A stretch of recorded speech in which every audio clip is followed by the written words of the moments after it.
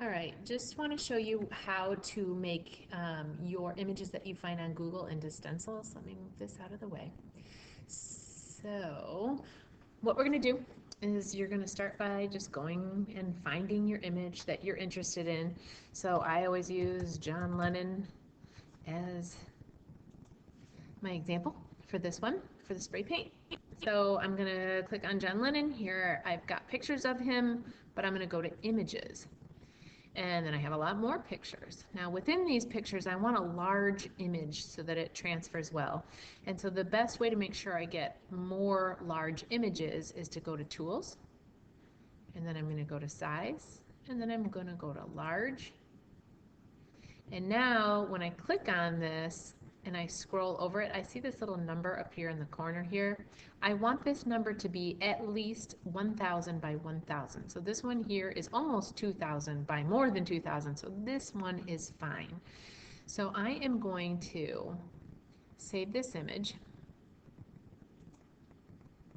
And you guys can save it just to your, I'm going to save it as a download. You guys can just save it to your drive, anywhere that you can save it on your computer so you can get back to it. So I'll just call it John Lennon, and I'm going to keep it in my downloads. I'm not sure if you guys can do that. So you guys can save it to your drive if you want to. And then I'm going to save it. And now I'm going to need to get this image into a program called PhotoPea. So the next thing I'm going to do is I'm going to open up PhotoPea, which is photo and then P like a vegetable. And then this is this online editor that we're going to use. So I'm going to click on PhotoPea, and this is going to open. Now when I want to start a new project, what I'm going to do is I'm going to go to File, Open, and then I'm going to go find that image wherever it was. Now mine was in my download, so I'm already here. So you guys can just go and find that image. And actually, this was my practice one, so this is the one I just did. Same thing. I'm going to grab this one, and it's going to open it here. Now, ultimately, we need this to be a stencil, so we need it to be broken down into black and white. But there's a couple things that go hand in hand with that. So everything we're pretty much going to do is going to be under image and then adjustments here. But there's a couple of things to keep in mind. First of all, my picture is black and white, but if you happen to have a color picture, you're going to want to change it to black and white. So image, adjustments, and then down here to black and white is going to change it to black and white. Just keep this like this, hit OK. Mine's not going to change because it was already black and white. But if yours was color, you're going to want to switch it to that. Now, the next thing is that we're going to want this to be only black and white with no gray. So I'm going to go to Image, Adjustments, and the easiest way to do this is to go to Threshold. When you go to Threshold, it turns it to black and white. I'm going to move this toolbar out of the way. And I can move this toggle bar to decide how much black and how much white. Now, the more white that I can get out of this and still see detail, the better. So like when I go all like this, I can't see anything. So I'm going to pull this in to be like, all right, at what point do I feel like I've got enough detail that I can work with this? And then I'll just say, okay, I'll pick that, right? Now sometimes, here's another issue you might encounter. Over here on this side, you'll notice, and this could be with some of the backgrounds that you choose, that I've got sort of a shadow here. And let's say I pick something like this as the layer that I want. That's how dark I want it to be. But now the side of his head has blended in here. So I don't know where this image starts and the background ends, right? Like they all kind of blend in. So let me, instead, if you have this happen to you, okay, if you have this happen to you, instead of saving that, you're going to want to start by erasing out this background while you can still see where his head ends, right? So you're going to want to erase out the background. Now, some of you guys might just have the eraser in your toolbar here. For some reason, mine doesn't, but it's under this brush tool. So if I click on this little arrow, come on, cooperate.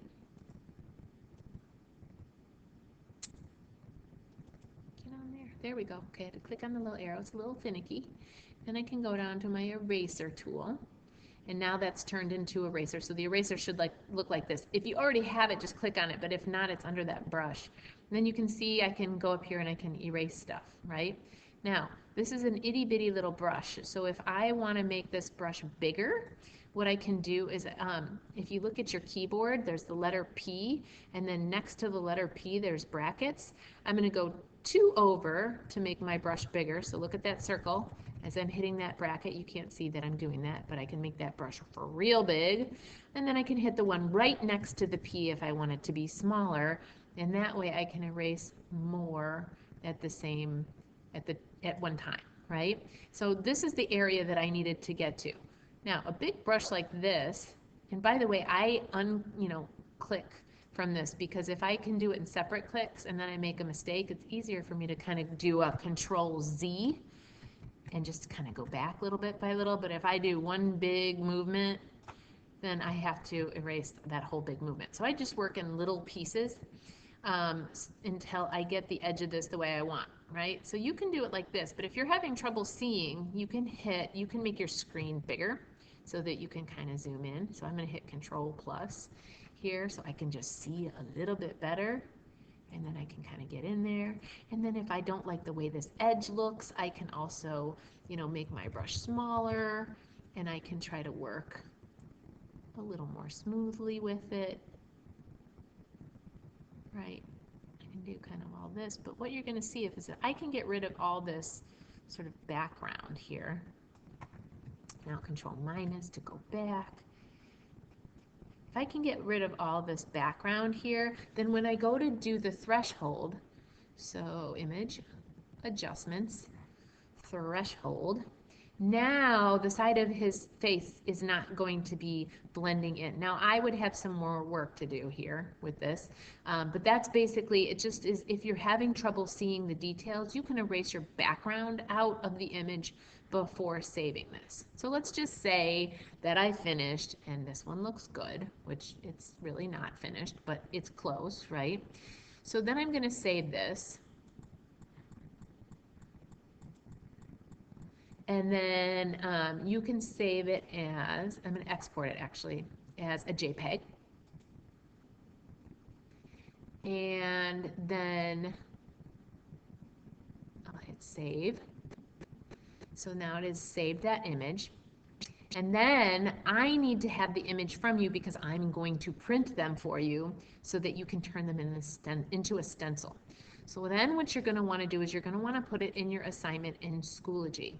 So if you open Drawing 2 in Schoology, Unit 3 is the spray paint. And you guys will see that I have put photos to print. This is just a blank Google Doc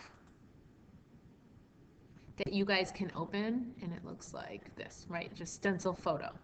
So now I'm going to insert my image. I'm going to upload it from my computer. I just think I, saved it here to downloads, but wherever you saved it, I'm going to put it in there. So now it's on that blank doc, and it's large, so it's filling the whole page. If it's too big, you can play with the margins to make it a little bit smaller.